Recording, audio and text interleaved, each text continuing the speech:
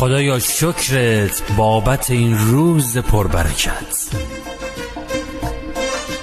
زندگی یعنی همین لحظه های ساده که ما فراموششون میکنیم ولی خدا در اونها حضور داره.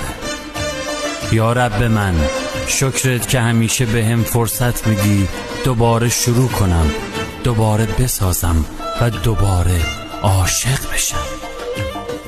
نگذار که سختی ها و مشکلات باعث بشه فراموش کنم این همه نعمت رو.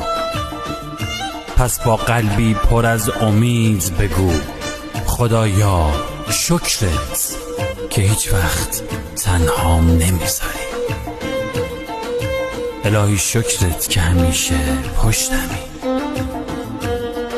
با احساس عالی بنویس خدایا شکرت.